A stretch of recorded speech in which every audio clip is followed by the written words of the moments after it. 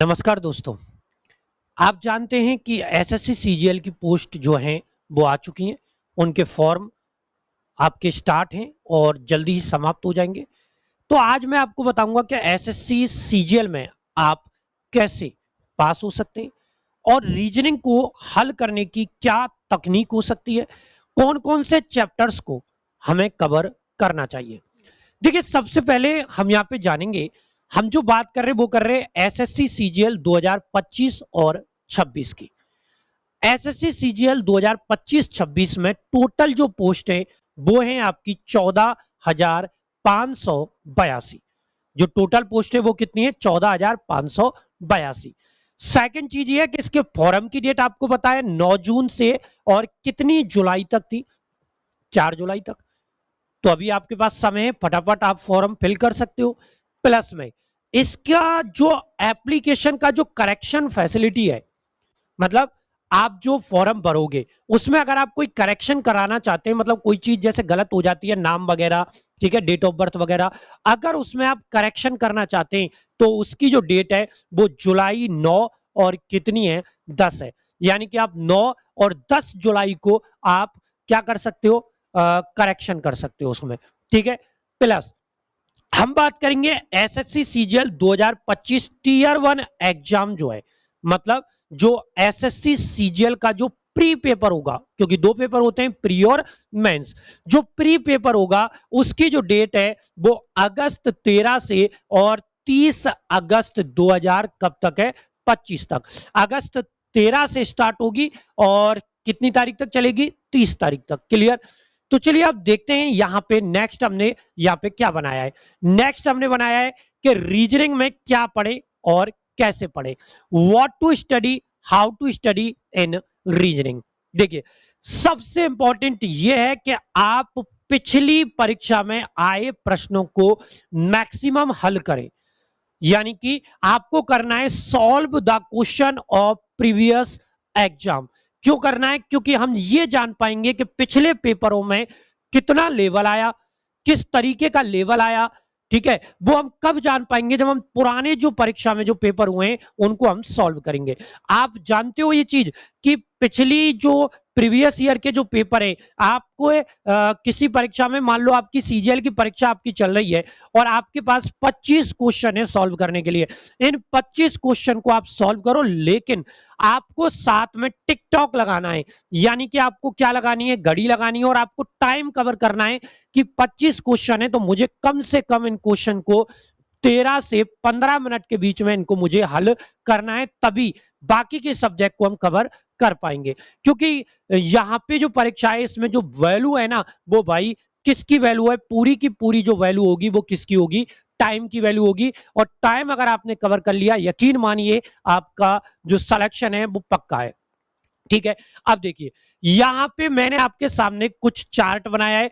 जब हमने 2024 का आकलन किया तो 2024 के, 23 के, 22 के जब आकलन किए तो हमें पता चला कि जो सबसे पहला जो चैप्टर है आपका वो है श्रृंखला, यानी कि सीरीज। आपकी जो सीरीज चैप्टर है उसमें जो क्वेश्चन आते हैं वो आपके आते हैं दो। इसके दो क्वेश्चन फिक्स है, जिसमें से एक आपका मैथमेटिकल क्वेश्चन होगा और एक आपका अल्फाबेटिकल होगा। एक क्वेश्चन आपका आता है कौन से चैप्टर से? मैट्रिक्स से। अब देखिए, कोडिंग और डिकोडिंग से आपके कितने क्वेश्चन आएंगे? दो। जिसमें से एक क्वेश्चन तो भाषा वाला होगा, जैसे आरएएम को पीक्यूआर कहेंगे। एक क्वेश्चन आपका होगा राम को 50 कहते हैं, ठीक है। ऐसे कोडिंग डिकोडिंग हो गया। अब यहां पे जो इंपॉर्टेंट है वो है आपका सादृश्यता, यानी कि एनालॉजी। इससे आपके टोटल 4 क्वेश्चन आते हैं भाई। कितने क्वेश्चन आते हैं? 4। इसमें एक तो आपका भाषा वाला हो जाता है, जैसे आपको दे दिया राजस्थान का संबंध जयपुर से है तो यूपी का संबंध किससे होगा। एक आपका मैथ्स वाला होता है, 55 का संबंध 85 से है। एक आपका इंग्लिश वाला होता है, एक आपका कोडिंग डिकोडिंग वाला, रिलेशन वाला आ जाता है, ठीक है। इसी प्रकार नेक्स्ट जो चैप्टर है वो है क्लासिफिकेशन, वर्गीकरण। इससे जो क्वेश्चन आते हैं वो आपके कितने आते हैं? 3 आते हैं, ठीक है। रिश्ता परीक्षण, यानी कि ब्लड रिलेशन से एक ही क्वेश्चन आता है आपका। एक आपका है गणितीय, यानी कि मैथमेटिकल ऑपरेशन, जिसको हम कहते हैं बोर्डमास। इससे भी आपका एक क्वेश्चन आता है, थोड़ा नीचे चला गया है। कितना क्वेश्चन आता है? एक। फिर हम करते हैं आकृति गणना, यानी कि काउंटिंग ऑफ फिगर, जैसे ट्राइंगल काउंट करना, क्लासिफिकेशन काउंट करना, सॉरी ट्राइंगल काउंट करना, आपका स्क्वायर काउंट करना, रेक्टेंगल काउंट करना, यानी कि वर्ग, त्रिभुज और आयत, इससे आएगा। एक क्वेश्चन आपका आता है कथन और निष्कर्ष सिलोजिज्म से। एक क्वेश्चन आता है शब्द रचना, यानी कि वर्ड फॉर्मेशन से, जो आपका आता है अल्फाबेटिकल ऑर्डर वाला, कि राम, श्याम, गीता, सीता, मोहन को अल्फाबेटिकल ऑर्डर में आपको क्या करना है, अरेंज करना है। ठीक है। नेक्स्ट जो चैप्टर आपका बनता है वो बनता है, एक क्वेश्चन आपका आएगा दर्पण प्रतिबिंब, यानी कि मिरर इमेज से। एक क्वेश्चन आपका बनता है वेन और किससे, आरेख से। एक क्वेश्चन बनता है मिसिंग लेटर। ये मिसिंग लेटर जानते हो आप क्या होता है? आपका इस तरीके से आता है, A dash, B dash dash, C dash dash, इसको हम कहते हैं मिसिंग लेटर। एक क्वेश्चन आता है आपका नॉन वर्बल सीरीज से। क्या आप जानते हो नॉन वर्बल सीरीज क्या है?